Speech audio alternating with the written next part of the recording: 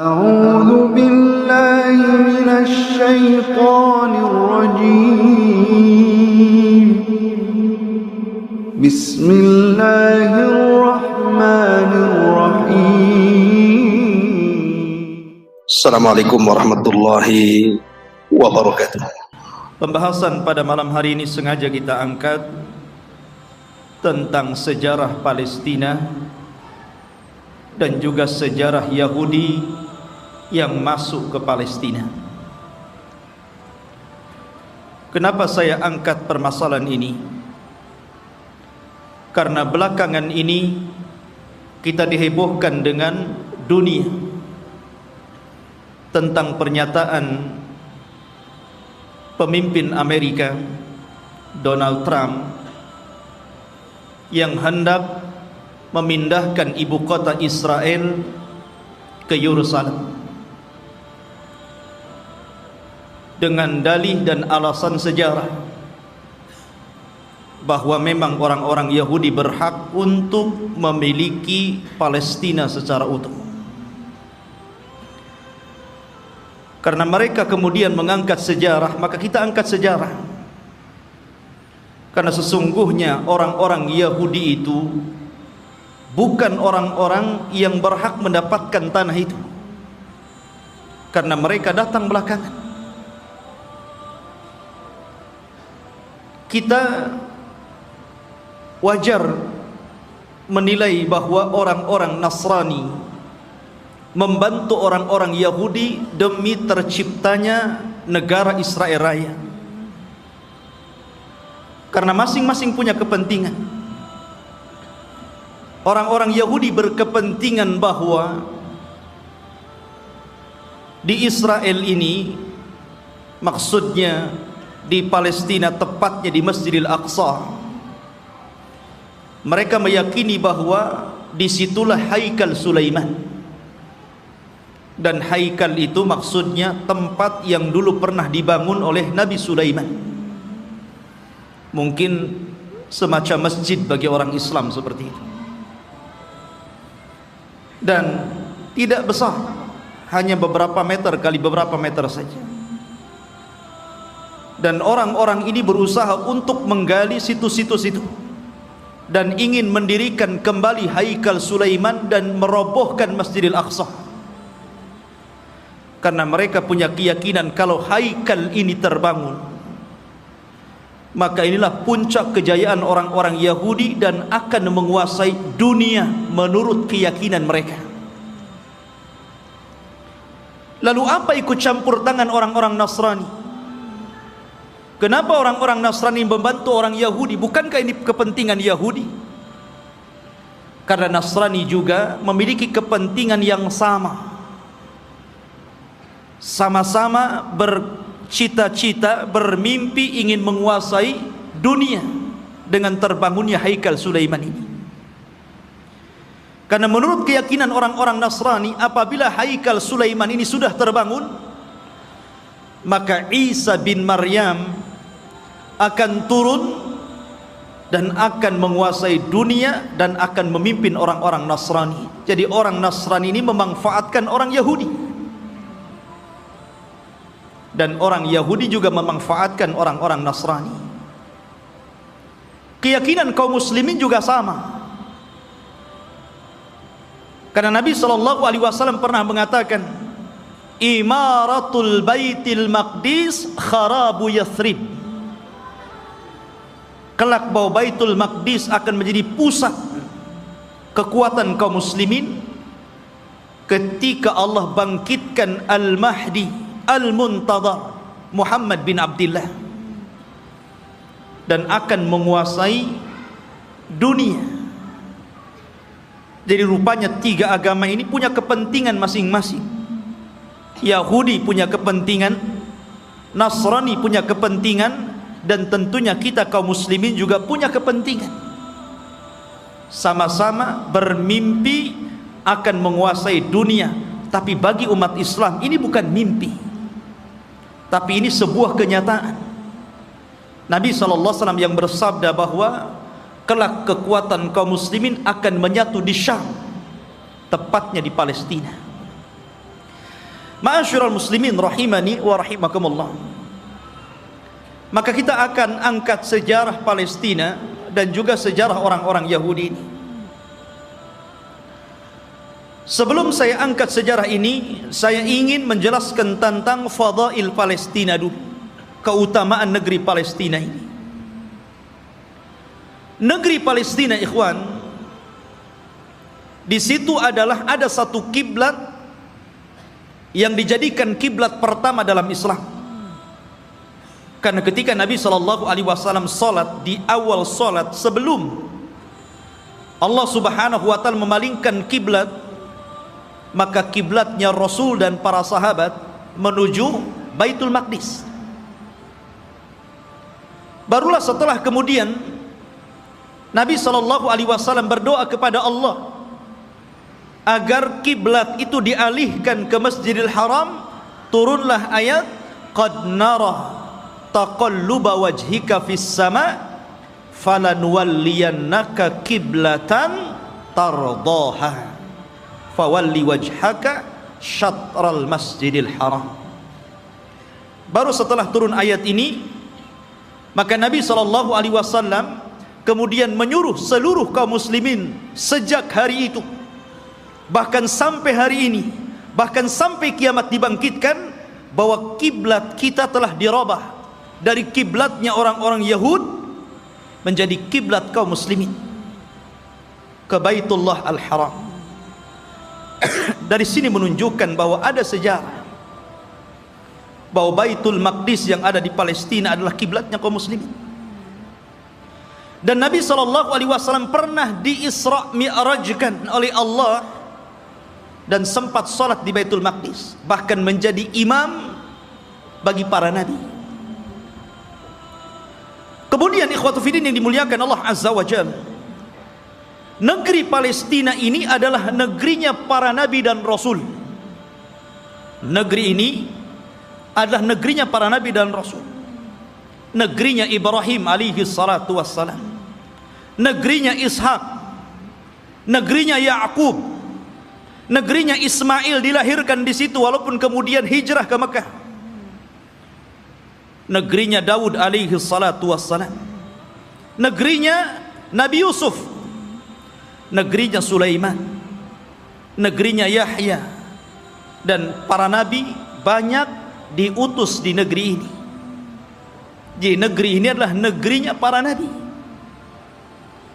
Bahkan sebagian para nabi dikubur di sini, seperti Ibrahim alaihi salatu wassalam dikubur di Khalil, Palestina.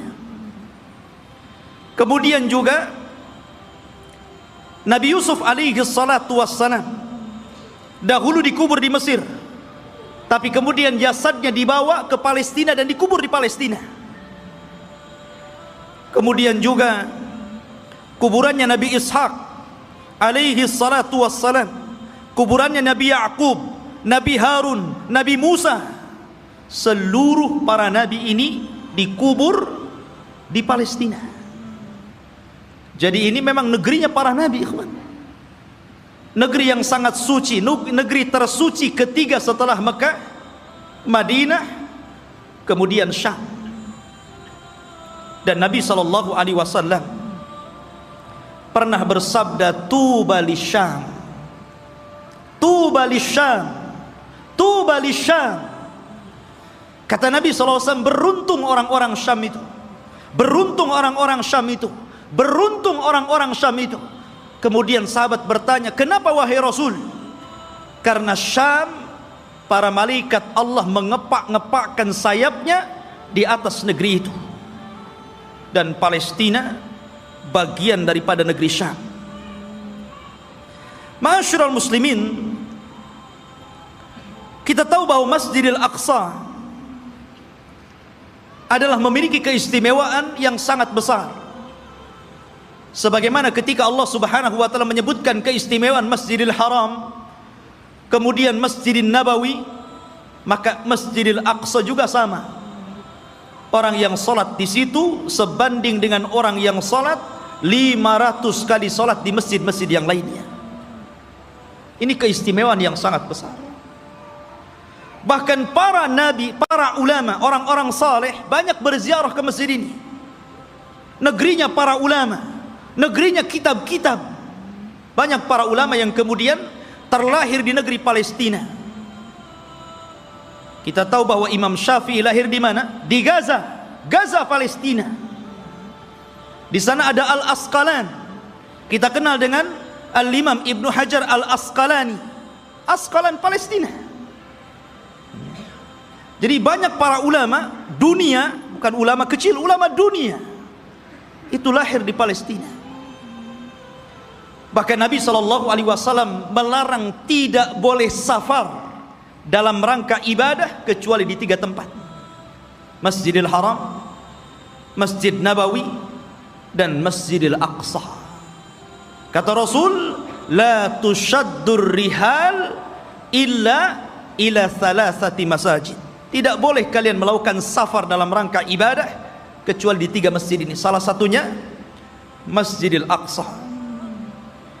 Bahkan Nabi SAW pernah berdoa, Allahumma barik lana fi syamina wa barik lana fi yamanina. Ya Allah, berkahi negeri Syam kami. Ya Allah, berkahi negeri Yaman kami. Di sini Rasul mendahulukan Syam kemudian Yaman, menunjukkan bahwa Syam lebih utama dibandingkan Yaman. Ini menunjukkan bahwa Syam negeri yang penuh berkah, Rasul yang mendoakan. Kemudian juga ikhwatu fiddin yang dimuliakan Allah Azza wa Jalla, para sahabat Nabi SAW banyak yang hijrah ke negeri Palestina, berziarah ke sana. Di antaranya adalah Umar ibn al-Khattab radhiyallahu an, Abu Ubaidah Amir ibn al-Jarrah, kemudian juga Safiyah istri Nabi, Safiyah bintu Huyai, kemudian juga Mu'ad ibn Jabal, Abdullah ibn Umar, Salman al-Farisi, Abu Dhar al-Ghifari, kemudian Abu Hurairah radhiyallahu an, Bilal ibn Rabah, Amr ibn As, Muawiyah bin Abi Sufyan, dan banyak lagi para sahabat Rasul yang mereka hijrah dan berziarah ke negeri Palestina ini. Artinya ini negeri para sahabat Rasul, bukan hanya negeri para nabi dan rasul, dan juga negeri para sahabat, negeri para ulama, negeri kitab-kitab ahli sunnah wal jamaah. Jadi memang luar biasa. Bahkan negeri ini kelak akan menjadi berkumpulnya seluruh manusia, karena negeri ini disebut mahsyar. Di antara tanda-tanda kiamat, akan muncul api dari hadraul maut, kemudian akan menggiring manusia dan mengumpulkan di Syam. Saat itulah kiamat dibangkitkan. Masyarul muslimin, dan banyak lagi kalau kita bercerita tentang keutamaan Palestina. Lalu sejarahnya, kapan negeri ini memiliki penduduk dan manusia? Apakah orang-orang Yahudi yang mengklaim bahwa mereka adalah memiliki tanah Palestina dan sekitarnya, ataukah siapa? Disebutkan ikhwatu fiddin dalam sejarah, baik sejarah yang dicatat oleh para ulama Islam ataupun sejarah yang dicatat Barat. Bahkan sejarah ini juga tertera dalam perjanjian lama, Taurat, bahwa dahulu yang menghuni negeri tersebut bukan Yahudi. Yahudi itu jauh datang belakangan. Ya. Bagaimana mungkin kemudian Yahudi mengklaim bahwa itu adalah tanah mereka? Mereka datang belakangan. Mereka adalah umat yang terusir dari Mesir. Orang-orang Yahudi hidup di Mesir dari Bani Israel. Kemudian dibawa hijrah oleh siapa? Musa. Nabi Musa alaihi salatu wassalam yang membawa Bani Israel sampai ke Palestina. Jadi mereka itu datang belakangan. Lalu siapa yang pertama kali? Menurut situs sejarah ada yang mengatakan bahwa orang-orang yang menempati negeri itu adalah satu kabilah yang bernama Kan'aniyun. Kan'aniyun ini kabilah keturunan dari Syam, Syam ibn Nuh alaihi salatu wassalam. Artinya ini kabilah dari Jazirah Arab. Jadi orang Arab yang pertama kali memiliki tanah itu. Jadi dahulu ketika terjadi qahat, terjadi paceklik yang luar biasa di Jazirah Arab, sehingga banyak kelaparan dan meninggal, maka kemudian mereka mencari tanah untuk hidup, karena mereka sudah tidak bisa hidup lagi di Jazirah Arab. Maka mereka pun berhijrah sampailah ke negeri yang hari ini disebut dengan Palestina. Jadi mereka adalah kabilah Kan'aniyun. Kabilah Kan'aniyun, kabilah dari Arab. Dan mereka memiliki beberapa kabilah. Ada namanya kabilah Amuriyun. Kabilah Amuriyun ini kabilah yang hidup di lembah-lembah di Palestina. Kemudian ada kabilah namanya Yaguthiyun, dan mereka hidup di negeri di sekitar Al-Quds yang kita kenal dengan Masjidil Aqsa, Baitul Maqdis. Kemudian adapun Kan'aniyun, maka mereka hidup di satu daerah yang bernama Arihah, dan Arihah adalah kota tertua di dunia. Belum ada kota di zaman itu kecuali Arihah. Makanya Arihah itu kota tertua di dunia, belum ada kota kecuali ini. Lah hiduplah kabilah namanya Kan'aniyun. Ma'asyiral muslimin rahimani wa rahimakumullah. Lalu kenapa muncul kalimat Palestina? Kalau antum membaca dalam perjanjian lama Taurat, bahkan disebutkan juga dalam Injil, tidak ada kalimat Bani Israel atau Yahudi. Yang ada adalah kabilah Kan'aniyun. Itu mereka mengakui dan tercantum dalam kitab-kitab mereka. Nggak ada Bani Israel, nggak ada Yahudi. Apalagi Yahudi datang belakangan gitu kan, dibandingkan Bani Israel. Munculnya kabilah ini, kita tahu bahwa Palestina itu berdekatan dengan Mesir, karena dipisah dengan Sohra, hanya dipisah dengan padang pasir yang luas. Jadi antara Mesir dan Palestina itu berdekatan. Ya, di situ ada jalur Gaza namanya. Itu pemisah antara Palestina dan Mesir gitu kan. Lah, ada satu kelompok yang kemudian ketika itu menyerbu Mesir. Yang kemudian akhirnya terjadilah kesepakatan, karena waktu itu antara Palestina dan Mesir menyatu, bukan beda negara kayak sekarang, tidak, menjadi satu. Sehingga kemudian ketika kelompok yang menyerang Mesir ini kemudian berdamai, maka mereka pun meminta daerah yang disebut dengan Al-Falas, yang kemudian belakangan disebut Palestina, dan sekarang kita kenal dengan Palestina. Dari situlah ikhwatu fiddin bahwa kabilah yang menyerbu ini akhirnya menetap di sebuah tempat namanya Falas. Lah sebelumnya sudah ada orang-orang Arab yang tinggal di situ. Ya. Sehingga kemudian akhirnya karena berlalunya zaman, berlalunya masa, berkembangnya mereka, akhirnya saling menikah sesama mereka. Antara Yaguthiyun, Amuriyun, kemudian juga Kan'aniyun. Akhirnya tidak ada daerah yang lebih dikenal daripada Falas, yang kemudian belakangan disebut Palestina. Itulah sejarah penamaan Palestina. Jadi sebuah nama tempat yang kemudian sekarang disebut dengan Palestina. Taib.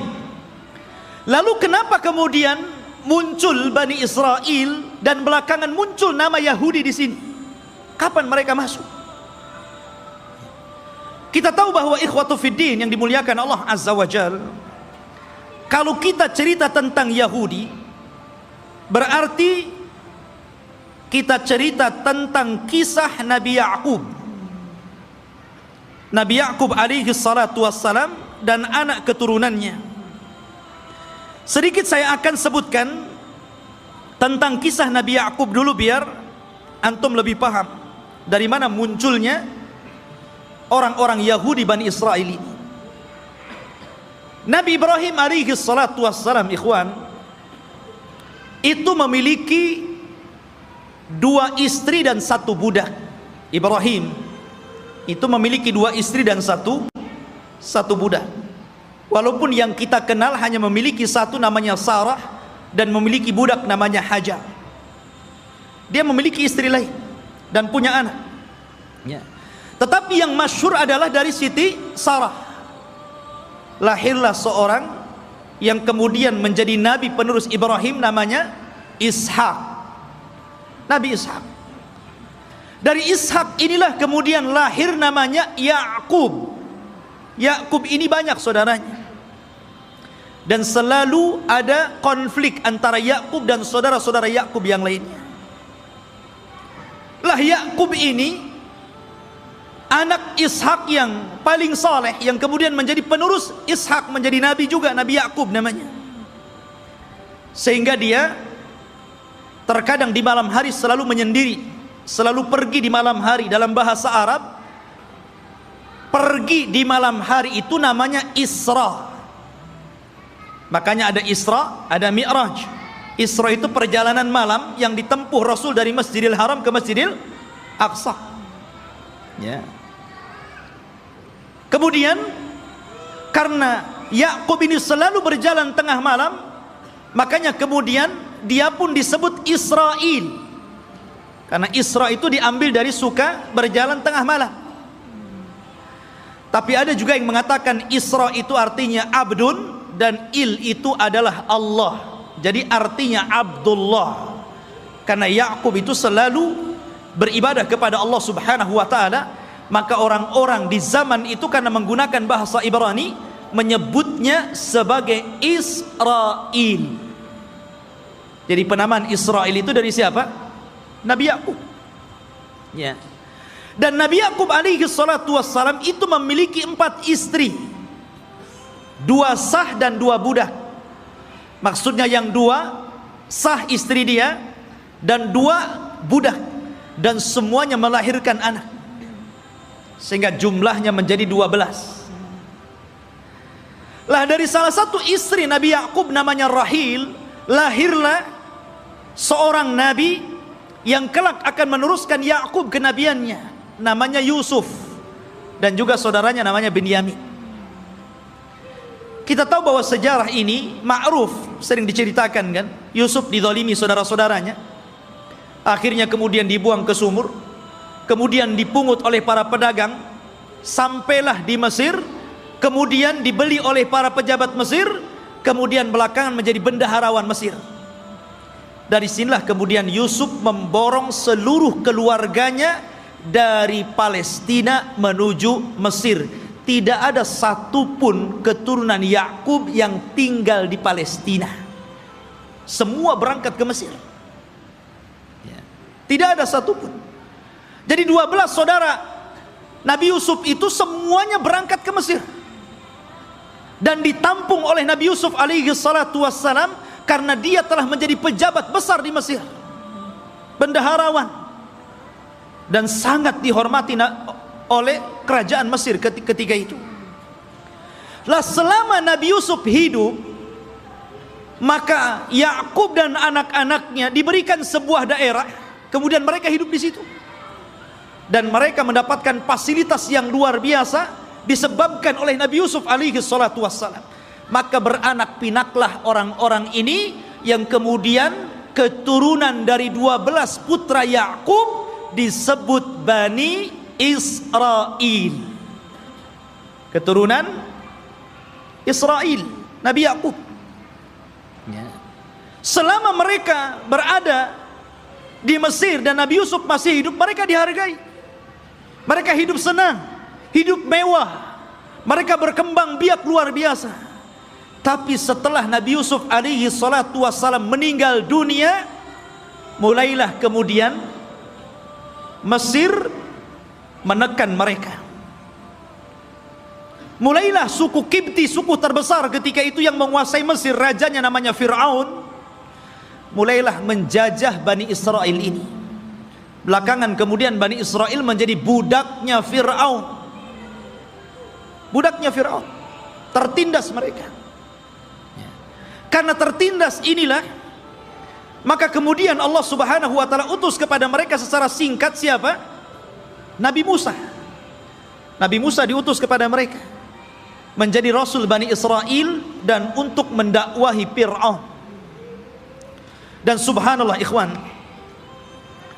kita tahu bahwa di zaman Bani Israel diutusnya Nabi Musa alaihi salatu wassalam kepada mereka, Bani Israel ini menyaksikan 9 mukjizat besar di hadapan mereka dengan mata mereka sendiri.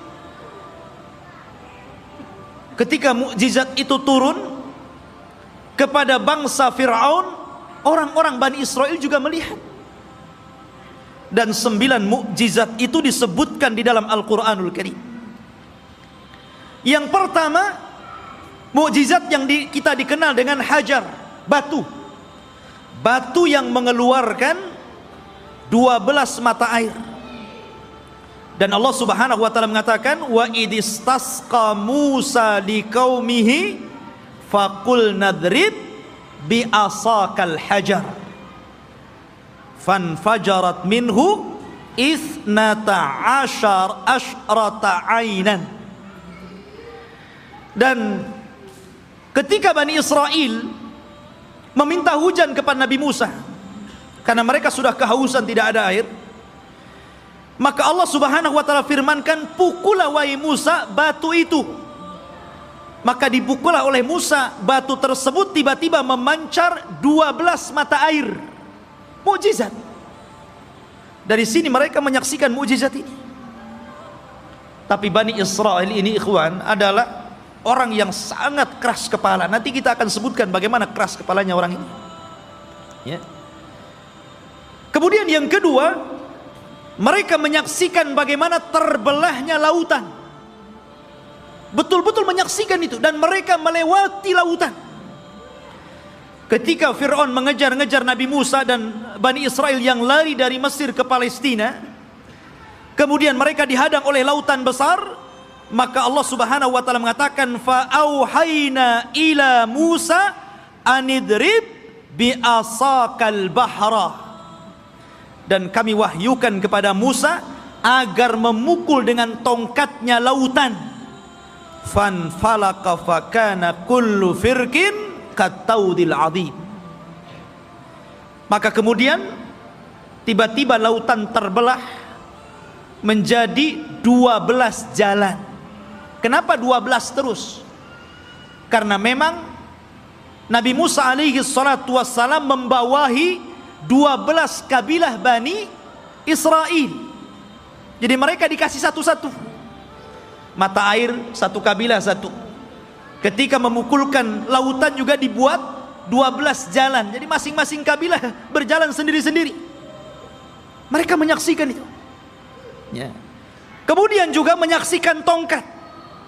Ketika Nabi Musa alaihi salatu wassalam berduel dengan tukang-tukang sihir Fir'aun, maka Allah Subhanahu wa taala katakan, fa'alqa asahu fa idza hiya thu'ban mubin. Fa'alqi asah. Maka Musa pun kemudian melemparkan tongkatnya, tiba-tiba tongkat itu menjadi ular yang sangat besar. Bani Israel menyaksikannya, menyaksikan bagaimana tongkat Musa berubah menjadi ular besar dan memakan ular-ular kecil tukang-tukang sihir Musa. Tukang-tukang sihir Fir'aun. Kemudian juga kekurangan makanan dan hilangnya buah-buahan, sehingga Fir'aun dan juga kabilah-kabilah Fir'aun dari kalangan Kibti, mereka merasa kelaparan, susah cari buah-buahan. Allah Subhanahu wa taala berfirman, walaqad aqadna ala fir'auna bisinin wa naqsim minas thamarati la'allahum yadhakkarun. Dan ingatlah ketika kami memberikan hukuman kepada keluarga Fir'aun dan juga para pengikutnya dengan kekeringan yang berkepanjangan dan kurangnya buah-buahan, agar mereka mau kembali ke jalan yang benar.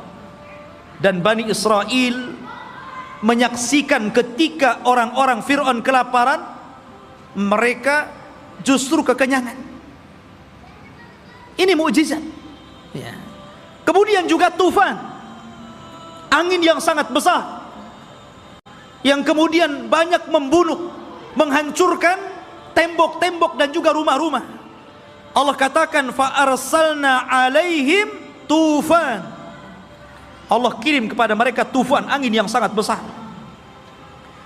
Kemudian juga al-jarad, di mana-mana belalang. Belalang di mana-mana, ikhwan.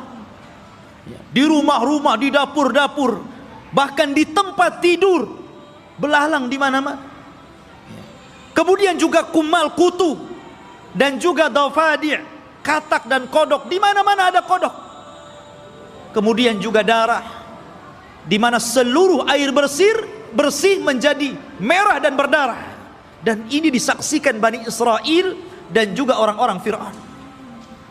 Kemudian juga bagaimana tangan Nabi Musa yang bercahaya, dan banyak lagi mukjizat yang diberikan kepada Musa. Tapi sekali lagi saya katakan, ikhwan, bagaimana degelnya Bani Israel. Allah sudah tampakkan banyak mukjizat kepada mereka, tapi mereka kufur kepada Allah Azza wa Jalla. Kita perhatikan ketika Nabi Musa alaihi salatu wassalam berhasil menyeberangkan Bani Israel sehingga mereka mampu melewati lautan, dan Allah tenggelamkan Fir'aun di Laut Merah. Mulailah kemudian ketika mereka melewati satu kabilah, dan kabilah itu menyembah berhala, tiba-tiba satu di antara mereka datang kepada Musa dan mengatakan, ij'al lana ilahan kama lahum alihah. Heh Musa, jadikan untuk kami berhala-berhala sebagaimana mereka punya berhala untuk disembah. Lihat, Allah sudah tampakkan 9 mukjizat. Harusnya mereka makin beriman, kan begitu? Ini sudah diseberangkan, lihat ada orang nyembah berhala, minta pula berhala. Bani Israel, ikhwan. Inilah wataknya orang-orang Yahudi. Makanya Nabi SAW ketika perang Hunain kemudian melewati ada pohon yang di zaman jahiliyah selalu digantungkan pedang dengan keyakinan bahwa kalau mereka gantungkan pedang di situ, maka pedang itu akan ditransfer kekuatan, dan apabila dipakai maka pedang itu akan mudah untuk membunuh musuh. Itu keyakinan orang musyrik tabaruk dengan pohon bidara. Maka sahabat mengatakan, ya Rasulullah, jadikan jugalah pohon sama seperti pohonnya orang-orang musyrik, biar sebelum perang kita gantungkan juga pedang kita di situ. Oh, Rasul marah. Allahu Akbar, kata Rasul. Kalian ini persis seperti Bani Israel yang mengatakan kepada Musa, jadikan untuk kami banyak berhala sebagaimana mereka banyak berhala. Lihat. Akhirnya kemudian Rasul marah dan mengatakan, innakum qaumun tajhalun, kalian ini bodoh. Sudah dikasih hidayah tauhid mau syirik pula. Tidak cukup ikhwatu fiddin, selama perjalanan Nabi Musa alaihi salatu wassalam hijrah menuju Palestina. Ketika itu ikhwatu fiddin, Nabi Musa alaihi salatu wassalam diperintahkan Allah Subhanahu wa ta'ala selama 40 malam untuk datang ke Bukit Saina yang disebutkan dalam Al-Quran itu Tur. Namanya ada Suratul Tur. Di situ ada bukit namanya Bukit Saina, Bukit Tur, Tur Sina. Ya. Maka Nabi Musa meninggalkan Bani Israel dan menyerahkan kepada saudaranya Harun.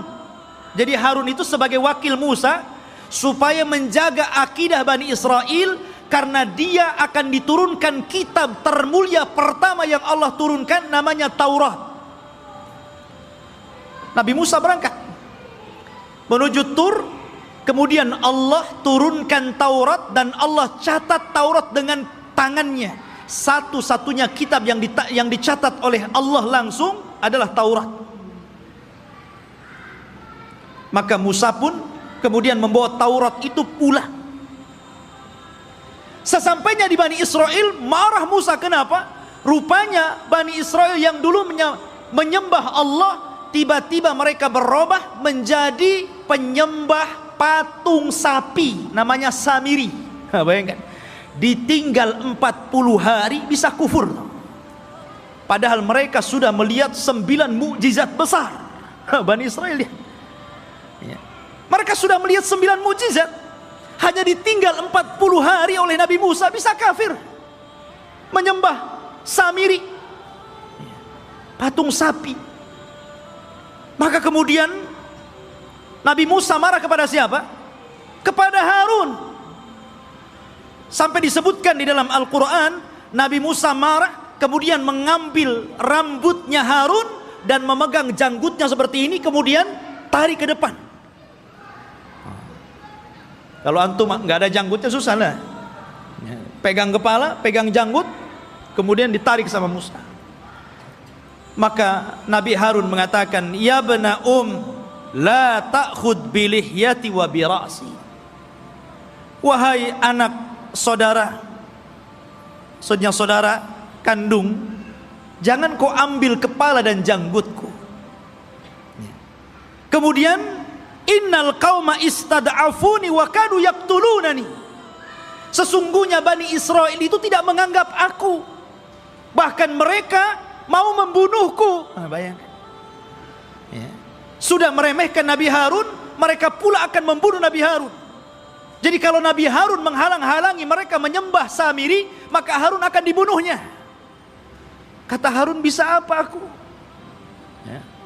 Maka kemudian Nabi Musa alaihi salatu wassalam diturunkan oleh Allah Azza wa Jal satu syariat agar mereka bertobat. Bagaimana cara bertobatnya? Mereka diberikan pisau dan agar mereka membunuh diri-diri mereka. Gara-gara mereka sudah beralih agama, menyembah Samiri. Dan Allah Subhanahu wa taala katakan, wa idz qala Musa liqaumihi ya qaumi innakum zalamtum anfusakum bittikhadikumul ijla fatubu ila bari'ikum faqtulu anfusakum. Dan ketika Musa berkata kepada kaumnya, hei kaumku, kenapa kalian mendolimi diri kalian? Kenapa kalian berubah keyakinan kalian? Kalian sembah Samiri, patung sapi itu. Maka bertobatlah kalian kepada Allah dengan cara bunuhlah diri-diri kalian. Lihat, tobatnya zaman dulu ngeri, Pak. Ya, ini tobatnya zaman dulu. Kalau orang sekarang enak tobatnya kan. Orang muslim kemudian murtad, tinggal balik lagi syahadat. Orang dulu nggak kayak gitu ya. Kalau murtad ambil pisau bunuh. Untung antum jadi umatnya Rasul. Ini umatnya Nabi Musa berat. Tobatnya megang pisau dibunuh sendiri. Maka Nabi Musa mengatakan, taatilah hukum Allah ini, isma'u wa ati'u, dengarkan dan taati. Tiba-tiba mereka mengatakan, sami'na wa asayna. Ya, kami dengar, tapi kami bermaksiat. Gak mau. Makanya Nabi SAW pernah marah kepada para sahabatnya gara-gara ketika Allah Subhanahu wa taala turunkan ayat di akhir surah Al-Baqarah. Ketika Allah Subhanahu wa taala berfirman tentang masalah amalan hati yang akan dihisab. Wa in tukhfu ma fi sudurihim wa in tubdu aw tukhfuhu yuhasibkum bihillah. Apapun yang kalian tampakkan dari amalan kalian, apapun yang kalian sembunyikan dari amalan kalian, maka Allah akan menghisab kalian. Sahabat mendengar ayat ini berat. Kalau yang tampak bolehlah, kalau yang enggak tampak macam mana pula dihisab. Karena setiap orang itu tidak lepas daripada hati yang terkadang punya keinginan untuk berbuat jahat walaupun tidak sampai. Semua orang kan seperti itu. Tidak mungkin hati itu bersih terus kan mau melakukan kebaikan. Terkadang hati kita ini memiliki keinginan yang berbeda, kejahatan. Kalau yang tersembunyi akan dihisab berat bagi kami wahai Rasul. Maka Nabi SAW marah dan mengatakan, atakuluna kama qalat ahlul kitabaini qalu sami'na qulu sami'na wa ata'na. Maka mereka mengatakan sami'na wa asaina. Ya. Apakah kalian akan mengatakan seperti perkataan ahli kitab yang disuruh oleh nabinya sami'na wa ata'na, malah mengatakan sami'na wa asaina? Katakan sami'na wa ata'na. Maka sahabat pun kemudian akhirnya mengatakan sami'na wa ata'na. Dari situlah kemudian mereka mendapatkan keringanan. Maka turunlah ayat la yukallifullahu nafsan illa wus'aha. Allah tidak akan membebankan kecuali yang kalian mampu melakukannya. Turun keringanan setelah mengatakan sami'na wa ata'na ini. Lah orang-orang Bani Israel ini bukannya sami'na wa ata'na, tapi sami'na wa asaina.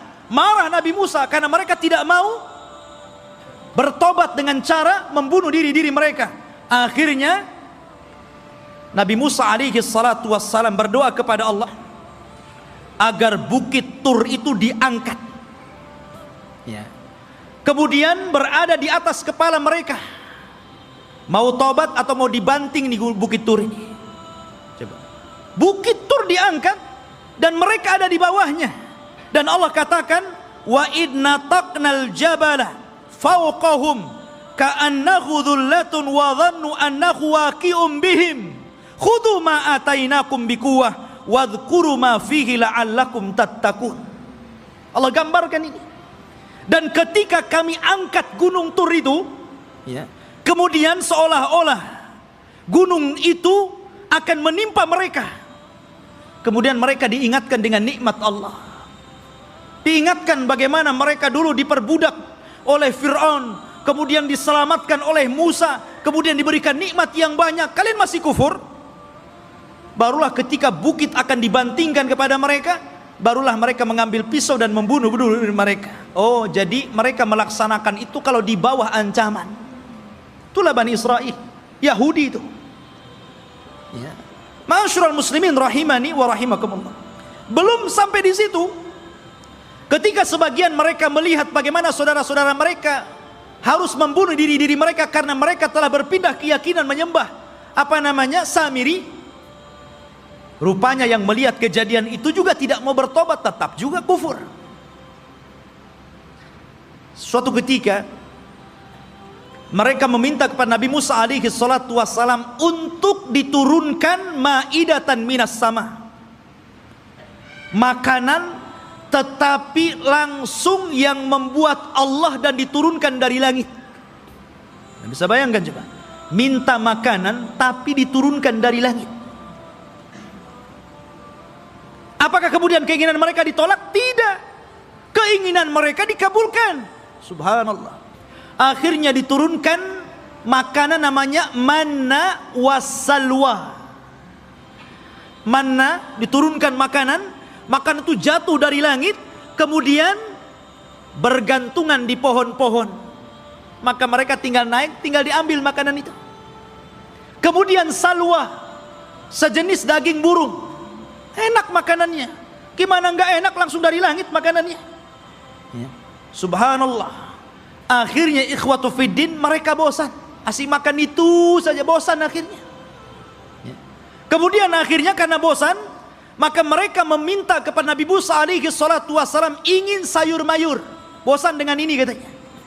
Saya ingin sayuran, ada bawang merah, ada bawang putih. Bayangkan. Ya. Sehingga mereka mengatakan wa id qultum ya Musa lan nasbiru ala ta'amin wahid. Dan ketika kalian berkata kepada Nabi Musa, "Hei Musa, kami tidak sabar dengan satu makanan ini saja, saya minta makanan yang lain." Ya.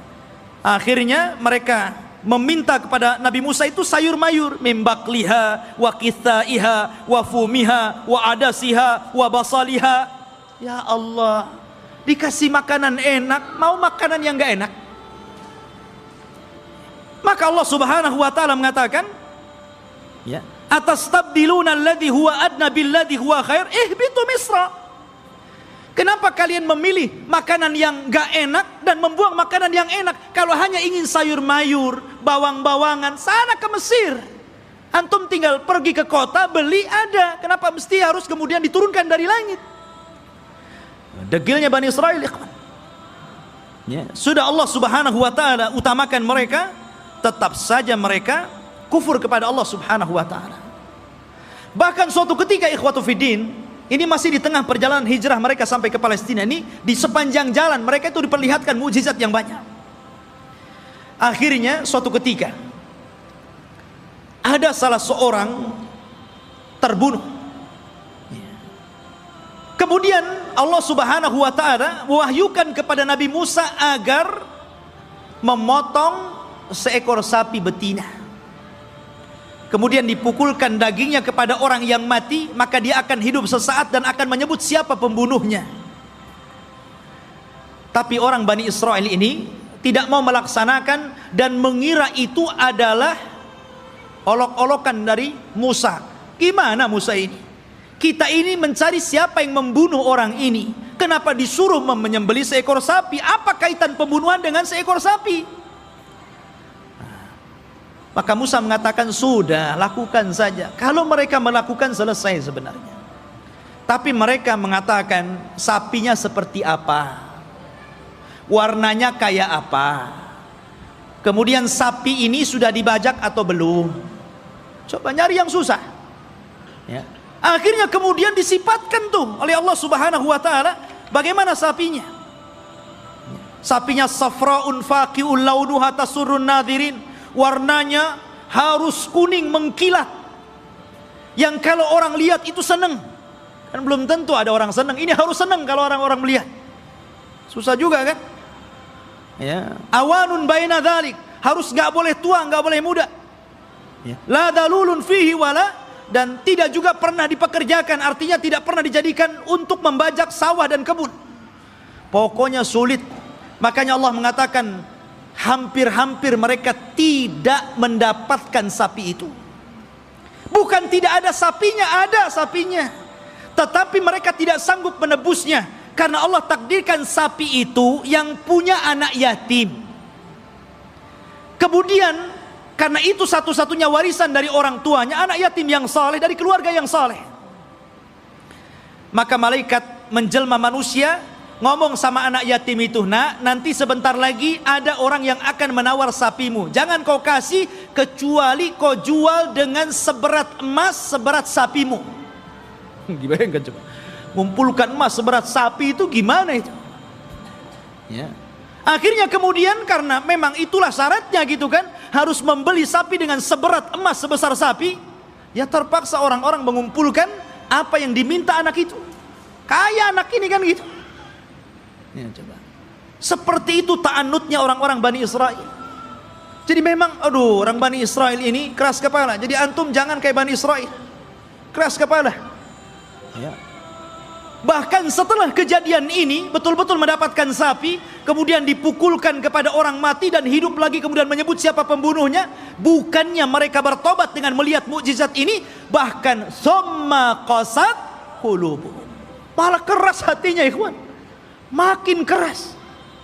Bahkan Allah mempermisalkan, kalau hati ini keras, batu loh, kalau terkena tetesan air bisa bolong. Tapi hatinya Bani Israel lebih keras daripada batu. Bayangkan, itu Bani Israel. Seperti itulah orang-orang Yahudi. Akhirnya ikhwatu fiddin, setelah kemudian mereka pun berjalan jauh meninggalkan Mesir gitu kan. Ada sebuah kejadian, mereka tersesat. Mereka tersesat dan tidak bisa masuk dan meneruskan perjalanan. Karena ada satu wasiat Nabi Yusuf yang belum pernah mereka tunaikan. Di mana Nabi Yusuf itu berwasiat agar jasadnya dipindah dari Mesir dan dikubur di Palestina. Dan ketika itu tidak ada yang tahu di mana letak kuburan Nabi Yusuf alaihi salatu wassalam kecuali seorang nenek tua. Dan ini teringat dengan kisah Rasul ketika pulang dari peperangan. Ketika itu Nabi SAW kehabisan bekal, kemudian singgah di salah satu perkampungan di perbatasan Madinah, perkampungan orang-orang Yahudi yang terusir dari Madinah karena berkhianat. Rupanya Rasul dijamu oleh seorang nenek Yahudi. Karena sudah kehabisan bekal, maka Rasul pun mampir dan diberikan jamuan yang luar biasa. Nabi itu tidak pernah melupakan kebaikan orang, walaupun yang berbuat baik itu orang kafir. Karena balasan yang baik itu harus kebaikan, ikhwan. Orang kalau sudah berbuat baik kepada antum, telah memberikan jasa kepada antum, apakah berupa ilmu, berupa pendidikan, harusnya dibalas dengan kebaikan, bukan malah dizalimi orang tersebut. Ya. Lah, Nabi SAW tidak seperti itu. Walaupun yang berbuat baik orang kafir, dia akan berusaha untuk berbuat baik kepada orang yang telah berbuat baik kepada dia. Jadi dia ngomong sama nenek itu, "Nek, kamu sudah berbuat baik kepada saya. Kira-kira apa yang akan kau minta?" Karena Rasul kan baru pulang dari peperangan, banyak membawa harta ghanimah, harta rampasan perangan gitu. Kata nenek tersebut, "Karena engkau memintanya wahai Muhammad, aku ingin seorang pembantu. Berikan untukku pembantu agar aku bisa hidup tenang. Ada yang ngurus pembantuku." Maksudnya budak untuk membantu dirinya di rumahnya. Kata Rasul, "Baik, saya akan kasih. Apalagi, Nek?" Kata nenek tersebut, "Aku ingin seekor unta, agar kalau kemana-mana aku tidak jalan kaki. Aku kan punya kendaraan, dan unta di zaman itu, ikhwan, kendaraan yang mewah." Makanya Rasul SAW kalau mempermisalkan sesuatu itu pasti dengan unta. Kata Rasul kepada Ali, "Wahai Ali, kalau lantaran lisanmu ada satu orang dapat hidayah, lebih baik daripada unta merah." Karena unta merah itu kendaraan yang termahal. Sebutkan kendaraan hari ini termahal berapa miliar harganya, triliun begitu kan. Itulah unta merah. Makanya Nabi SAW ketika menikah dengan Khadijah, maharnya itu dengan unta. Ya, bukan dengan sapi, bukan dengan kambing, tapi dengan unta. Dan tidak tanggung-tanggung, 20 ekor unta. Itu maharnya Rasul. Dan semuanya betina, di mana unta betina lebih mahal dibandingkan unta jantan. Anda bisa bayangkan satu unta itu, kalau antum membeli satu buah Avanza itu bisa. Berarti maharnya Rasul itu 20 mobil Avanza.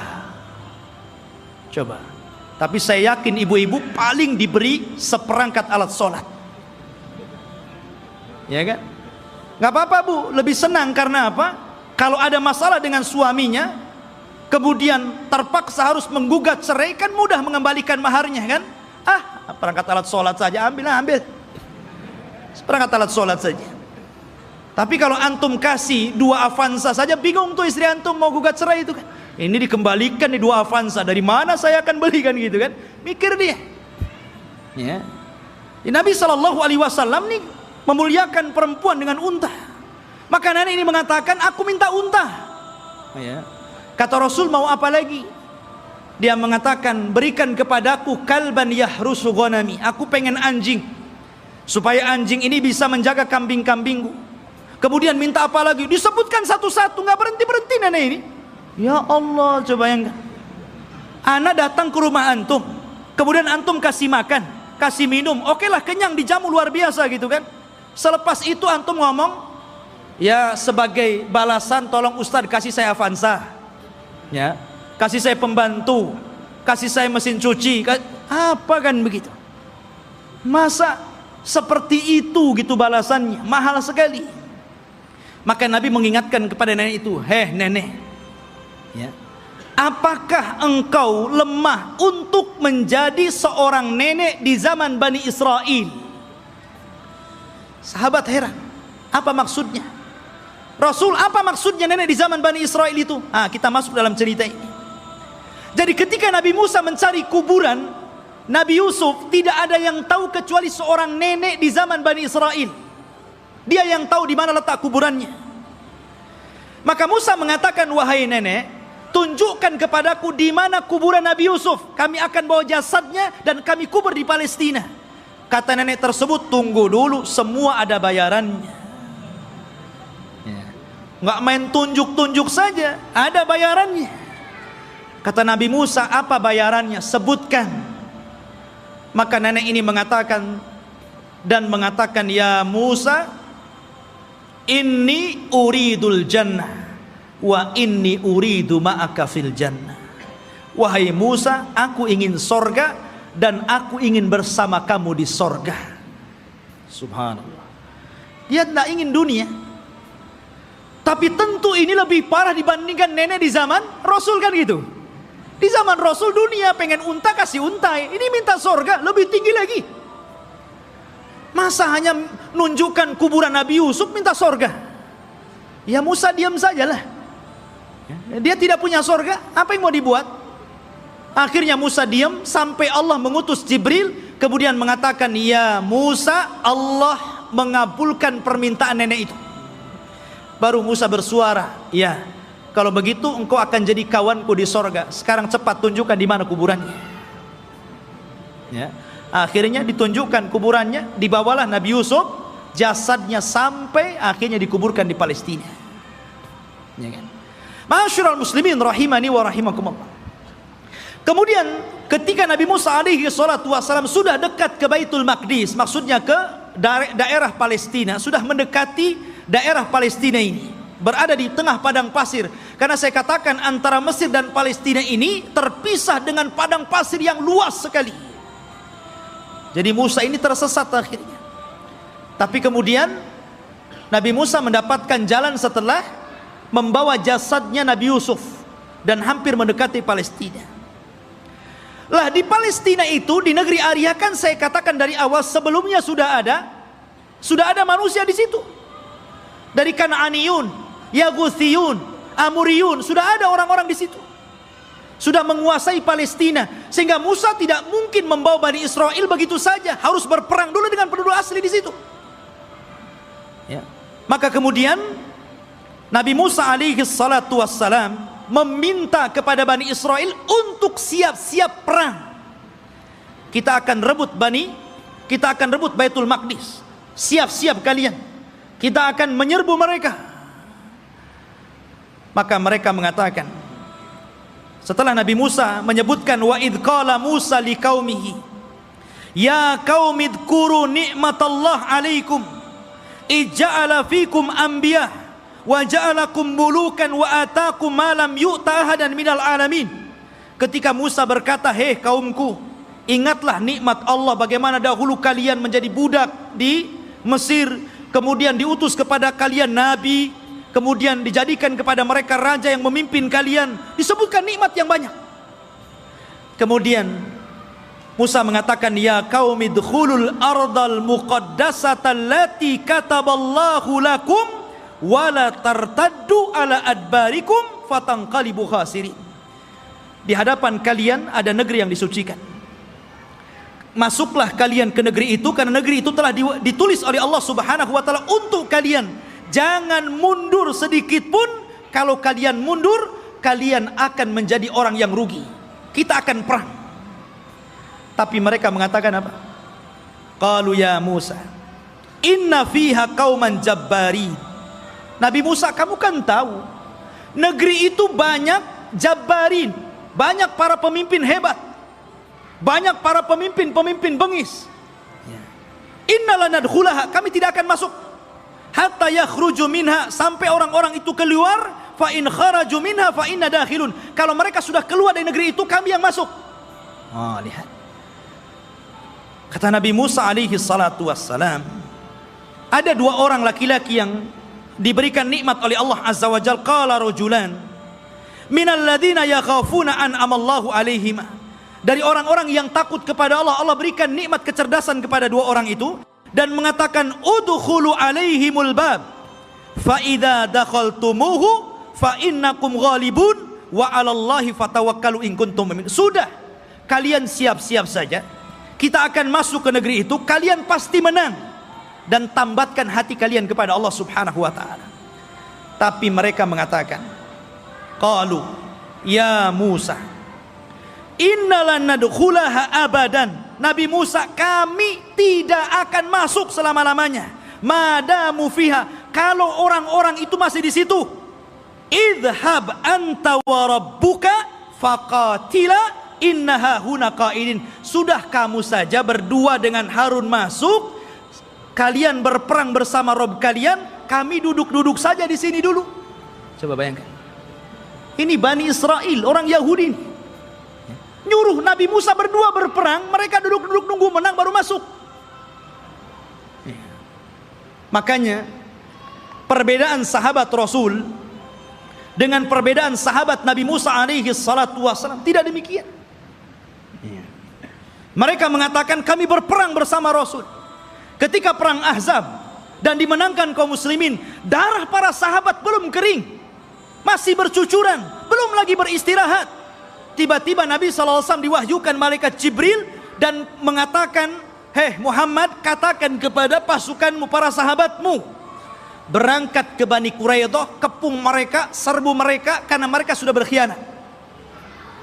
Sahabat belum istirahat, baru menang di perang Ahzab. Darah mereka masih bercucuran. Tiba-tiba Rasul mengumpulkan pasukan dan mengatakan, "Idhabu ila Bani Quraidah, fala tusalliyanna ahadukumul asra illa fi Bani Quraidah." Kata Rasul, berangkat kalian semua, serbu Bani Quraidah, jangan sholat asar di jalan sampai kalian tiba di Bani Quraidah, serbu mereka. Tapi sahabat mengatakan sami'na wa ata'na. Berangkat mereka. Makanya Allah Subhanahu wa taala katakan lilladzina stajabu lillahi walir rasul min ba'di ma asabahumul qarah lilladzina ahsanu minhum wattaqau ajrun adzim. Bagi orang-orang yang mereka memenuhi panggilan Allah dan Rasulnya, setelah mereka ditimpa luka-luka peperangan, mereka mendapatkan pahala yang besar jika mereka berbuat baik dan bertakwa terus kepada Allah Subhanahu wa ta'ala. Itulah sikap para sahabat. Berbeda dengan sahabatnya Nabi Musa, justru mengatakan, engkau saja dengan Harun berperang bersama Tuhanmu, kami duduk-duduk di sini.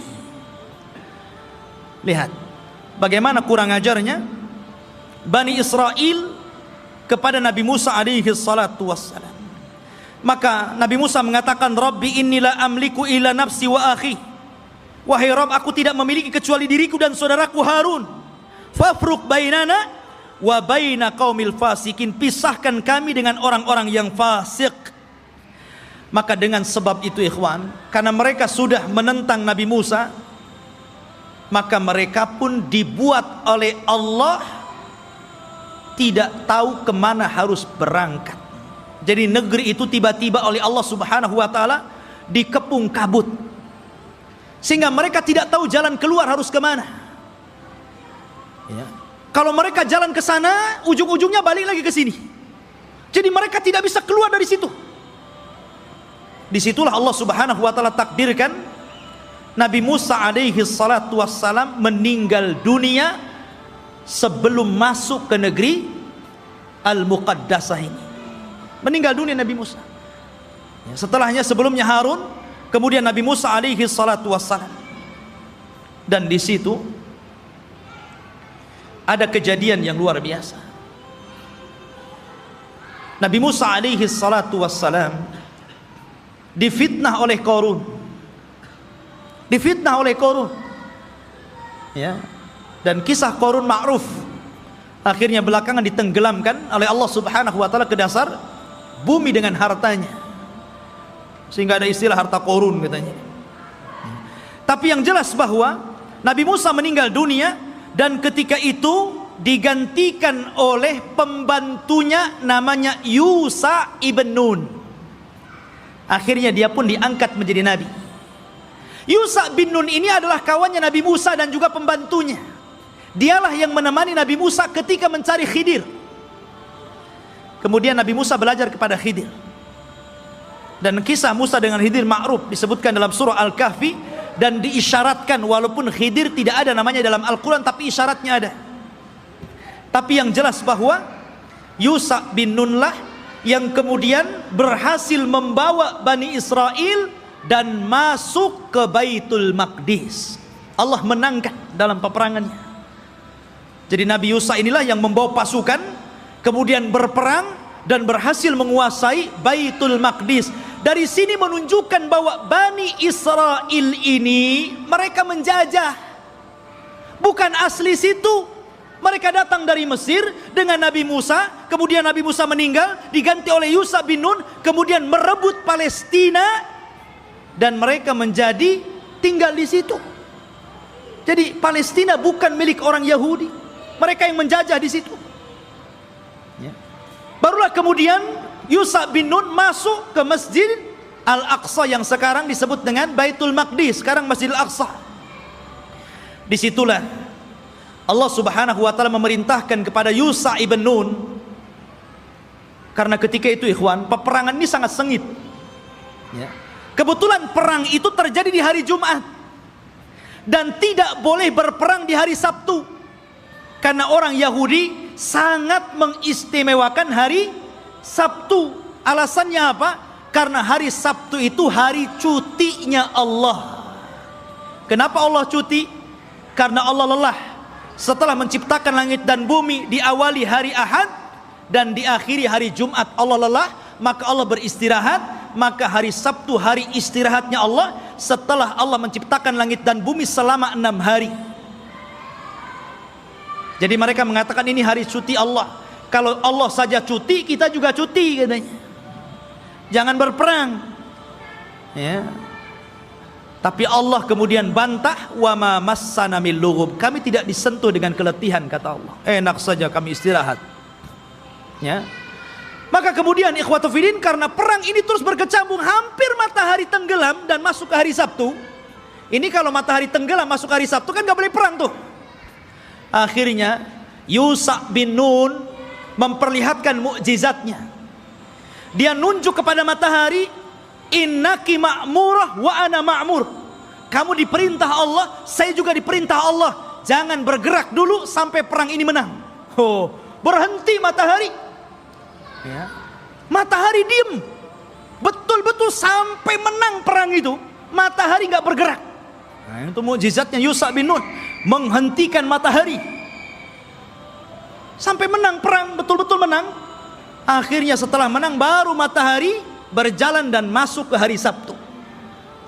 Setelah menang inilah maka Allah perintahkan masuk ke Baitul Maqdis sajidan dengan penuh tawadu, dengan penuh merendahkan diri, menundukkan kepala. Kata Allah Subhanahu wa taala mengatakan, masuklah kalian dengan sujud. Maksud sujud itu maksudnya dengan ruku, karena sujud nggak mungkin bisa jalan orang sujud. Ya, dengan menundukkan kepala. Tapi Bani Israil ini degil. Ya. Disuruh maju masuk ke Baitul Maqdis nundukkan kepala, malah berbalik, malah kemudian berjalan lewat punggung, membelakangi Baitul Maqdis sampai mundur gitu.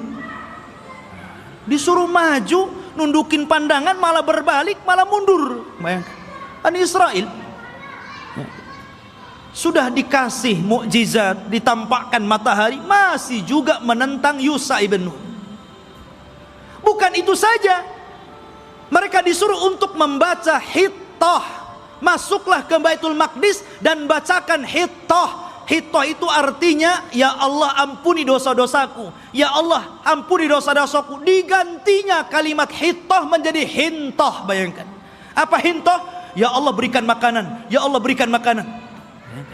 Disuruh minta ampun malah minta makanan. Bani Israil, mereka sudah dimenangkan, tinggal masuk saja, masih kurang ngajar gitu kan. Ma'asyiral muslimin rahimani wa rahimakumullah. Akhirnya mereka pun tinggal di Baitul Maqdis. Lah, ketika kemudian Yusha bin Nun berhasil menguasai Baitul Maqdis dan menempatkan orang-orang Yahudi atau Bani Israil di Baitul Maqdis dan menguasai Palestina, maka kemudian Yusha ibn Nun pun meninggal dunia. Ketika Yusha ibn Nun meninggal dunia, maka di sini ikhwatu fiddin yang dimuliakan Allah Azza wa Jalla, ketika itu Bani Israil memiliki beberapa hukum. Pertama, mereka dipimpin oleh para nabi. Jadi ketika Yusha bin Nun meninggal, ada nabi. Kemudian nabi ini meninggal, muncul lagi nabi. Nabi ini meninggal, muncul lagi nabi. Bahkan ada satu tempat itu nabinya 3, rasulnya 3. diutus banyak para nabi, ribuan para nabi diutus. Ketika itu yang memimpin para nabi. Akhirnya Bani Israel bosan, asik nabi terus yang mimpin. Kami mau raja, nggak mau nabi. Nah, bayangkan, nolak nabi mau raja. Ya, ketika itu nabi yang terakhir yang diutus kepada mereka sebelum mereka menjadikan sistem kerajaan adalah Nabi Samuel. Dan Nabi Samuel ini pernah didapati kuburannya di zaman Umar bin Khattab ketika menyerbu Persia. Ketika Umar bin Khattab berhasil menguasai Persia dan merebut Baitul Maqdis di tangannya, ketika itu dia menjajah satu kota. Rupanya di kota itu ada kuburan Nabi Samuel dan diagungkan penduduknya. Maka Umar ingin mencegah kesyirikan. Tengah malam digalinya kuburan Samuel, kemudian dipindah ke tempat lain, dijadikan 9 kuburan palsu, yang 1 asli, yang 8 palsu. Orang nggak tahu mana Samuel 1. Jadi bingung tuh. Yang tadinya suka minta-minta ke kuburan, bingung. Ini ada 9 kuburan, yang mana 1 yang Samuel ini. Coba kalau kuburan wali kayak gitu ya, bingung orang. Dikubur tuh, dikubur tempat lain, malam-malam dibuat kuburan palsu banyak-banyak. Di zaman Umar bin Khattab. Makanya Umar itu orang yang paling keras dalam penyimpangan tauhid. Ketika ada orang yang kemudian mulai sholat di satu pohon yang dulu Rasul pernah berbaiat, namanya Baiatur Ridwan, karena sudah mulai digunakan sholat, meminta-minta, ditebang pohon itu sama Umar. Nggak boleh ada orang kesini lagi, walaupun Rasul pernah berbaiat di sini. Harusnya antum begitu. Kalau ada pohon beringin, orang minta-minta di situ, ambil singso, tebas tuh beringinnya. Tapi baca bismillah dulu ya. Nanti antum kesurupan pula di beringin. Khotufidin yang dimuliakan Allah Azza wa Jal. Kemudian akhirnya kata Nabi Samuel, baik. Karena ketika itu ikhwatufidin yang dimuliakan Allah Azza wa Jal, karena terjadi perang saudara, maka muncullah di luar dari Bani Israel ada satu kelompok besar namanya Jalut. Jalut ini orangnya besar-besar raksasa, ya, dan punya pasukan besar. Dialah yang kemudian mengambil tabut. Tabut itu isinya apa? Isinya pusaka-pusaka Nabi Musa.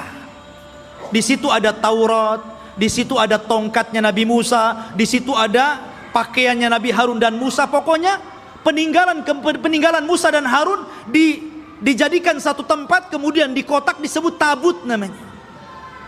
Tabut itu dicuri oleh Jalut dan pasukannya. Maka Bani Israel tidak bisa apa-apa melawan Jalut. Akhirnya kemudian minta kepada Nabi Samuel untuk dikirim kepada mereka seorang raja yang akan memimpin jihad melawan Jalut. Maka Nabi Samuel kemudian atas perintah wahyu dari Allah, maka ditunjuklah Talut sebagai raja pertama Bani Israel. Talut ini orang miskin, tukang ngasih minum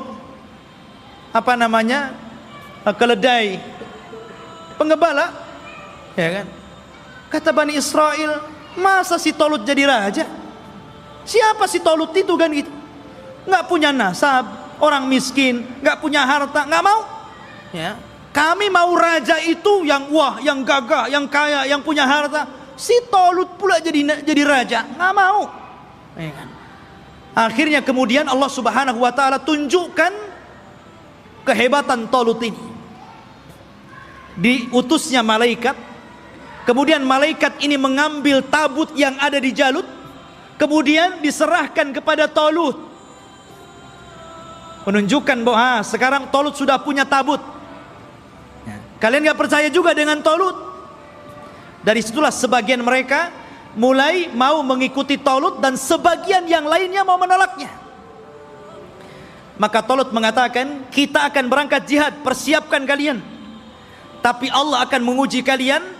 Kalau nanti kalian melewati sungai, jangan banyak minum di situ. Kalau mau minum, bolehlah satu kepal, gurfatan wahid, ya satu dayung saja, nggak boleh banyak-banyak. Kalau banyak-banyak kalian akan kalah. Berangkatlah pasukan Talut menuju pasukan Jalut. Ya kan?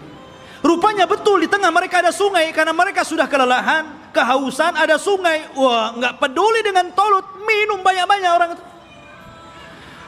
Dari berapa ribu gitu kan, hanya tinggal separohnya yang masih nurut dengan Tolut. Akhirnya yang ini pulang, melihat pasukan Jalut gede-gede, nggak berani pulang. Ya, yang sedikit inilah kemudian mikir nih, ini tentara banyak, besar-besar, gimana cara melawan mereka? Akhirnya mereka nggak berani bergerak untuk melawan Jalut. Maka kemudian Nabi Musa, Nabi Raja Tolut mengatakan, siapa yang akan berperang dan berhasil membunuh Jalut, maka aku kawinkan dia dengan putriku. Rupanya satu pun gak bergerak. Ngapain dikawinkan kalau harus mati gitu? Iya kan? Gak mau bergerak juga. Akhirnya ada anak muda namanya Daud. Dia berani tuh Daud tuh, yang kemudian belakangan menjadi nabi dan raja, Nabi Daud dan Raja Daud. Dia yang berani. Kemudian dia lempar tombaknya, kena Jalut, mati di tangan dia. Zaman dulu kalau sudah pemimpinnya mati, kalah orang itu. Ya kan? Meninggal di tangan Daud. Maka akhirnya Daud pun dinikahkan dengan putrinya Tolut. Dan Tolut mengatakan, kalau dia meninggal, maka orang ini yang akan menggantikan aku menjadi raja. Tolut punya anak, tapi karena dia sudah berjanji, siapa yang membunuh Jalut, dia akan dinikahkan dengan putriku dan akan menjadi penggantiku. Maka setelah Tolut meninggal dunia, mau tidak mau Daud diangkat jadi raja. Tapi anaknya Tolut yang lain gak setuju. Ya kan? Harusnya anak yang jadi raja, kenapa Daud menantunya kan itu? Disitulah kemudian pecah Bani Israel menjadi dua kerajaan. Kerajaan anak-anaknya Tolut dan kerajaan Daud. Dari sini ikhwatu fiddin mulai terjadi goncang. Ya. Tapi Nabi Daud ini ikhwan adalah orang yang cerdas. Karena Allah berikan mukjizat, tangannya itu bisa melembutkan besi. Jadi kalau besi itu nggak perlu dilas, dipotong-potong aja sama dia kan begitu. Wa alanna lahul hadid. Dia bisa melembutkan besi, bukan sulap ikhwan. Itu mukjizat. Kalau enggak gini aja dia. Ya kan? Mukjizatnya Nabi Daud. Dia punya kekuatan, akhirnya dia pun melawan anak-anaknya Tolut yang lain dan mempersatukan kembali Bani Israel. Setelah dia meninggal, maka puncak kekuasaan Bani Israel ada di tangan putranya Daud, Nabi Sulaiman. Disitulah puncak kekuasaan Bani Israel, puncak kekuasaan Yahudi. Ya. Dan hanya ada 4 raja yang pernah menguasai sebagian besar dunia, yang 2 mukmin dan 2 kafir. Yang pertama mukmin, namanya Dzulqarnain, sebutkan dalam surah Al-Kahfi. Yang kedua Sulaiman, ini keduanya mukmin. Dan keduanya kafir. Yang pertama Namrud di zaman Nabi Ibrahim. Kemudian Bukhtun Nasr, nanti ada kisahnya akan nyusul. Ya. Jadi Sulaiman ini Allah Subhanahu wa taala berikan kekuasaan yang tidak diberikan kepada orang sebelum dan setelahnya. Dia bisa menundukkan awan, dia bisa menundukkan jin, dia bisa menundukkan burung-burung, dia bisa menundukkan tumbuh-tumbuhan. Masya Allah, ini raja alam nyata dan gaib ini, Nabi Sulaiman ini. Ya. Jadi jin tunduk sama dia. Bahkan yang membangun bangunan-bangunan itu jin. Jin itu yang bekerja kepada Sulaiman, membuat istana-istana. Makanya ketika Sulaiman meninggal dunia, jin itu kan tidak tahu yang gaib. Disangkanya Sulaiman masih hidup dan tidur di singgasana. Asik bekerja saja mereka kan. Baru setelah Sulaiman roboh dari singgasananya, kata jin, oh kalau tahu Sulaiman sudah mati dari dulu, ngapain saya kerja katanya. Nah, dari sini menunjukkan jin itu tidak tahu yang gaib. Kalau jin tidak tahu yang gaib, berarti dukun lebih tidak tahu yang gaib. Karena dukun itu gurunya jin. Mereka itu para pendusta, nggak usah dibenarkan. Benarnya 1, dustanya itu 1000. Ya. Ma'asyiral muslimin rahimani wa rahimakumullah. Maka Sulaiman inilah puncak kekuasaan, dan di zaman Sulaiman ini beliau membangun satu tempat ibadah menggantikan tabut, namanya Haikal Sulaiman, yang sekarang menjadi mimpi orang Yahudi. Haikal Sulaiman, mimpinya orang Yahudi itu sampai hari ini. Sulaiman membuat haikal. Dialah yang pertama kali meninggikan Masjidil Aqsa. Jadi kalau Ibrahim meninggikan Masjidil Haram, kalau Masjidil Aqsa ditinggikan oleh Sulaiman. Dan ketika dia mendirikan Masjidil Aqsa, maka dia meminta kepada Allah tiga. Satu, agar Allah memberikan hukum yang sesuai dengan hukum Allah.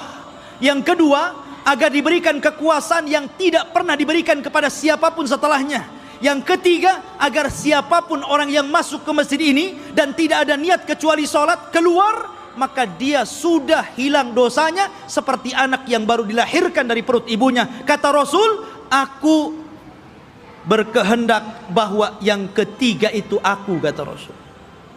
Karena yang kedua sudah dikabulkan. Dan Rasul pernah sholat di Baitul Maqdis. Kata Rasul, aku berharap aku yang ketiganya. Ma'asyiral muslimin, jamaah sekalian yang dirahmati Allah Azza wa Jalla, maka Sulaiman pun membentuk tempat ibadah yang disebut dengan Haikal Sulaiman, Masjidil Aqsa yang lama. Di zaman Sulaiman itu disebut Haikal namanya. Baru kemudian roboh, kemudian dibesarkan, akhirnya menjadi besar. Lah Yahudi ini ingin mencari itu. Dulu ketika Sulaiman mendirikan Masjidil Aqsa yang disebut dengan Haikal itu, dari mana ke mana, berapa meter, lebarnya berapa meter, kemudian panjangnya berapa meter. Kalau sudah ketemu situs ini, maka mereka akan membangun Masjidil Aqsa mau dirobohkan, sehingga Haikal lah yang naik. Itu tujuan Yahudi sampai hari ini. Makanya mereka membolongi itu, Masjidil Aqsa itu bolong bawahnya, makanya tidak bisa menampung banyak-banyak. Kalau banyak nanti roboh itu. Karena di situ ikhwatu fiddin, di bawah tanahnya itu, di bawah tembok ratapan itu, mereka mencari-cari di mana tempat haikalnya Sulaiman. Jadi para ilmuwan Israel terus mencari dan akan membangunnya.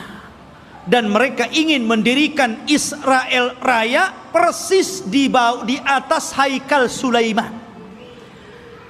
Makanya si Trump itu, Donald Trump ya, mereka orang-orang Israel didukung oleh Amerika untuk menguasai Yerusalem, yang memang Masjidil Aqsa ada di situ, dan bercita-cita untuk membuat negara Israel Raya tepat di atasnya Haikal Sulaiman.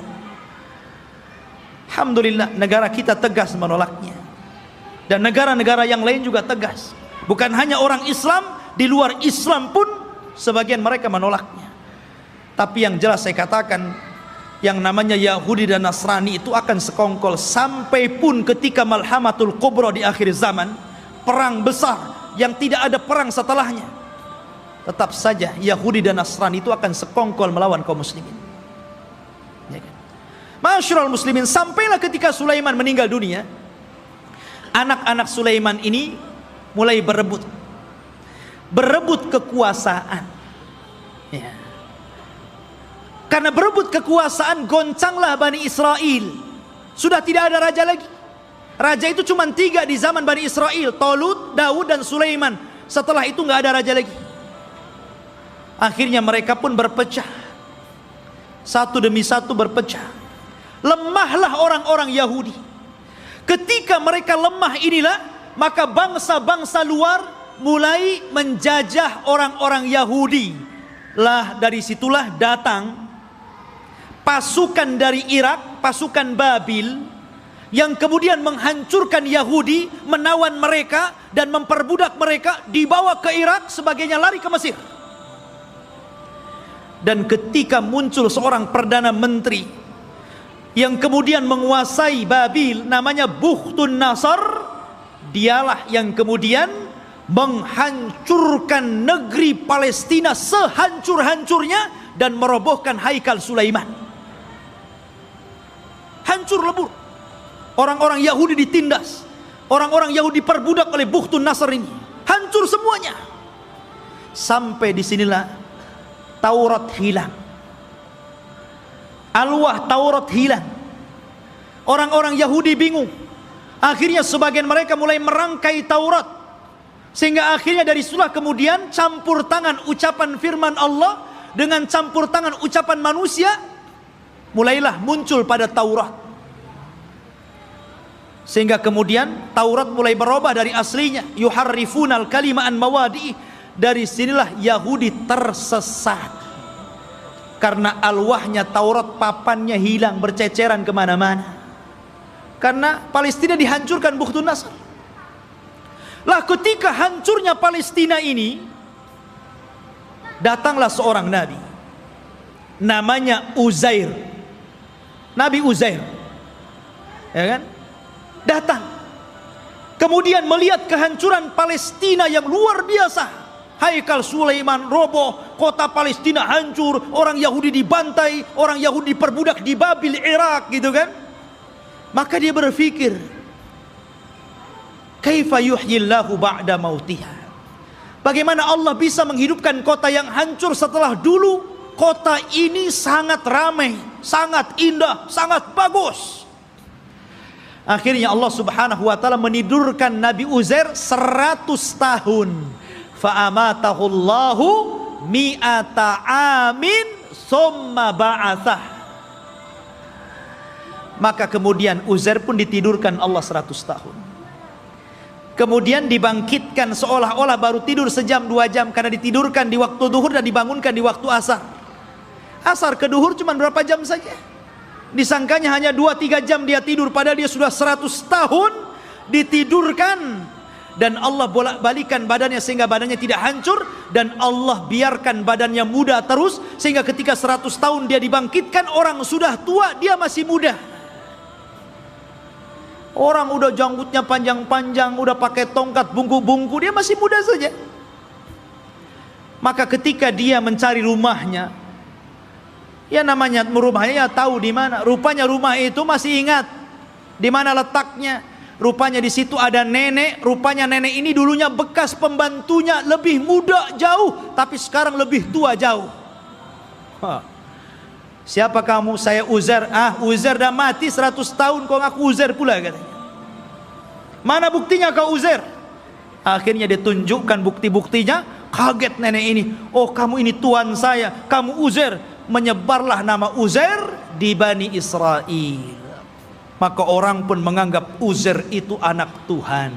Wa qalatil yahudu Uzair ibnullah wa qalatin nasara al-masih ibnullah. Berkata orang Yahudi Uzair itu anak Allah, berkata orang Nasrani al-masih ibnullah, anak Allah.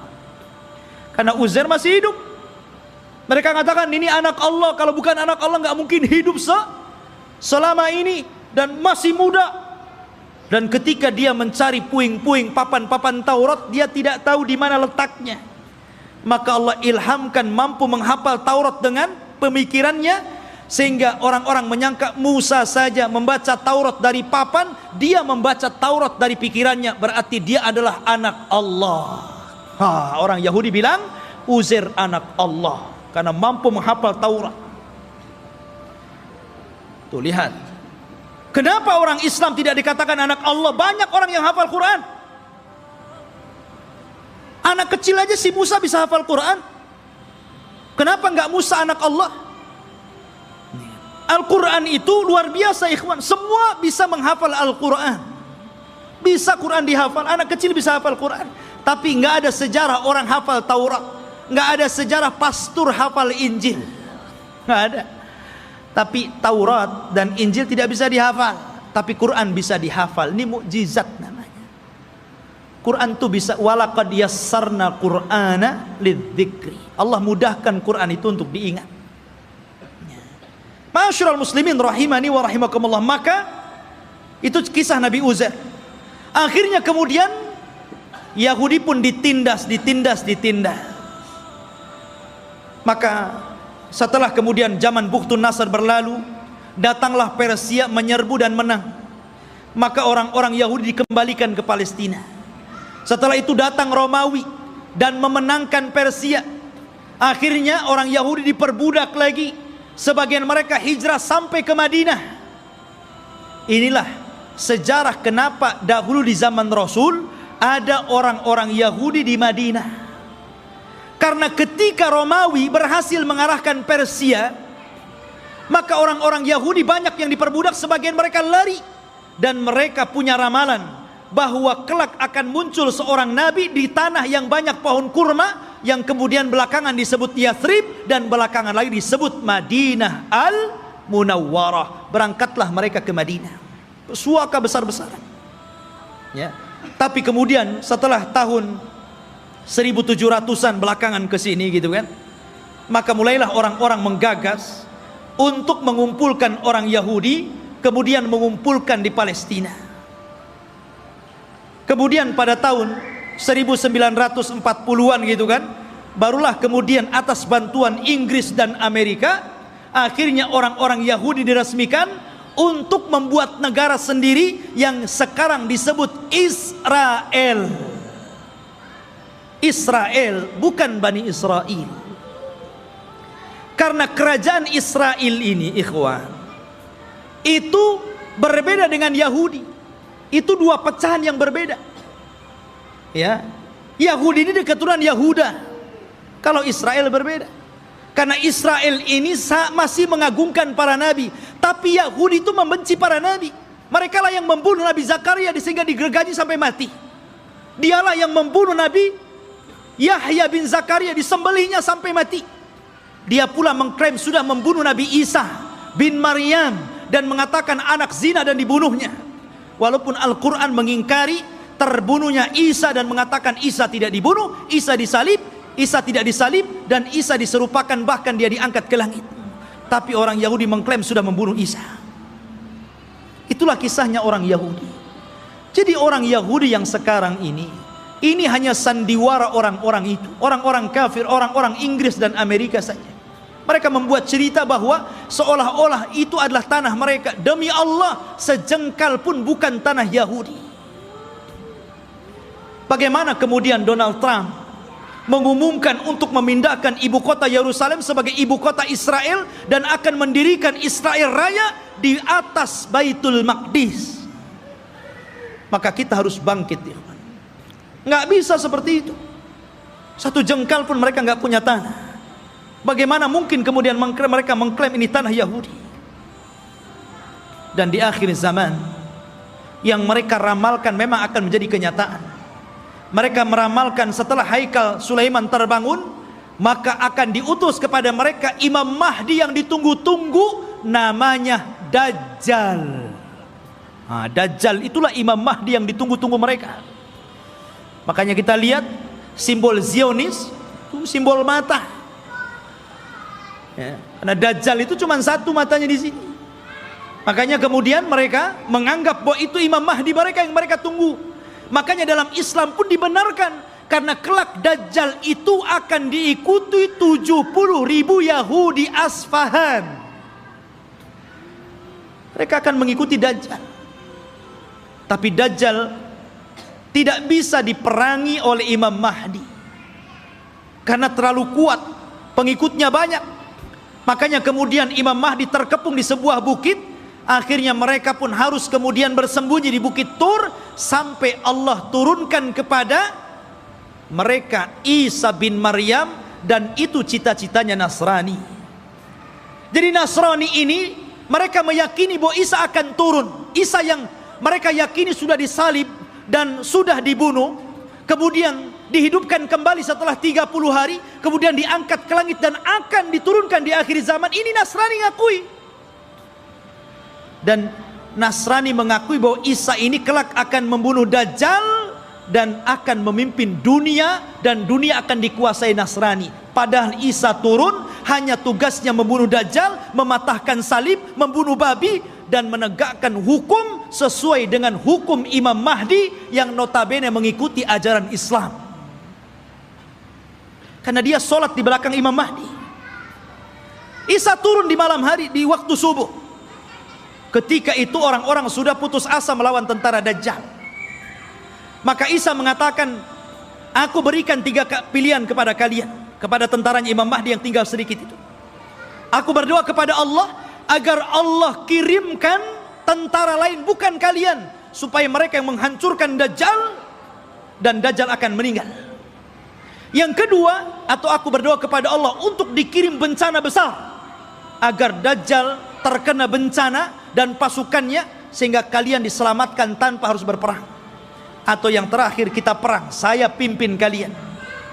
Dan saya akan berdoa kepada Allah agar pasukan Dajjal tidak sanggup mengangkat senjata, kalian tinggal penggal lehernya, aku yang menghadapi Dajjal.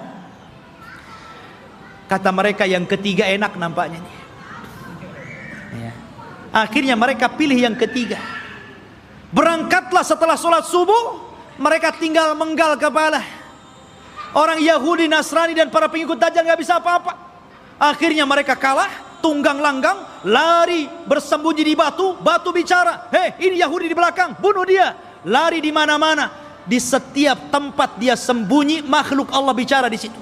Kecuali satu pohon yang tidak mau bicara, namanya pohon Gharqad. Hadis ini bocor kepada orang Yahudi, sehingga Yahudi nanam banyak-banyak pohon Gharqad di Israel. Tapi sayang kemarin kebakaran, nanam lagi dari awal. Ma'asyiral muslimin rahimani wa rahimakumullah, Gharqad ini nggak mau ngomong. Ya, makanya orang Yahudi, Gharqad ini bukan cemara, memang bentuknya kayak cemara, tapi cemara bukan Gharqad. Ya, nanti antum pula lihat cemara ditebangnya. Ini pohonnya Yahudi, nanti Yahudi sembunyi di sini katanya. Bukan, Gharqad lah, bukan cemara. Ya. Intinya ikhwatu fiddin yang dimuliakan Allah Azza wa Jalla, maka Dajjal berhadapan dengan Nabi Isa, dan Isa pun berhasil membunuh dan membawa kepalanya. Kemudian diberitahu kepada orang-orang bahwa dia telah membunuh Dajjal. Maka sebagian yang selamat dari orang-orang Nasrani kemudian beriman kepada Isa bin Maryam atas syariat Muhammad, sehingga Allah isyaratkan dalam Al-Quran, wa im min ahlil kitab illa la yu'minanna bihi qabla mautihi. Dan sebagian ahli kitab akan beriman kepada syariat Muhammad lewat Nabi Isa sebelum kematian Isa. Isa pun hidup selama 40 tahun. Di selang hidupnya inilah muncul fitnah yang lebih besar dibandingkan fitnah Dajjal. Fitnah apa? Munculnya satu kabilah yang bernama Ya'juj dan Ma'juj, dari keturunan Yafis ibn Nuh alaihi salatu wassalam. Satu kaum yang tidak bisa diperangi, tidak bisa dibunuh, pasukan mereka banyak. Satu dari kita 999 dari mereka.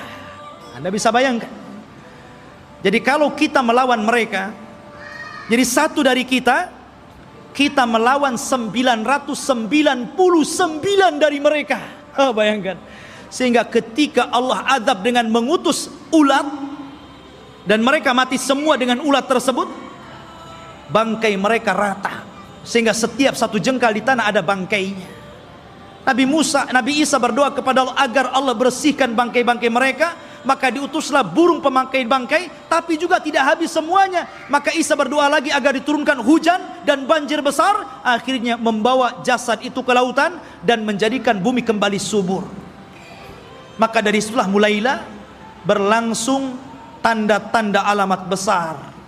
Karena alamat besar itu kalau sudah datang, maka tasalsul akan terus berganti sampai kiamat dibangkitkan.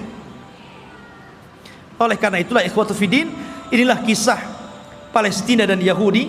Semoga menjadi pencerahan dan pengetahuan bagi kita. Semoga Allah Subhanahu wa taala mendoakan saudara-saudara kita yang ada di Palestina dan menggagalkan keinginan orang-orang kafir untuk menjadikan Yerusalem sebagai ibu kota Israel yang akan dibentuk sebuah negara Israel Raya. Mimpi mereka, tapi kita umat Islam tidak akan setuju dengan itu. Kita doakan terus agar saudara-saudara kita dimenangkan oleh Allah dan dihancurkan orang-orang kafir. Subhanakallah bihamdika asyhadu an la ilaha illa anta astaghfiruka wa atubu ilaik. Allahu ta'ala alam. Assalamualaikum warahmatullahi wabarakatuh.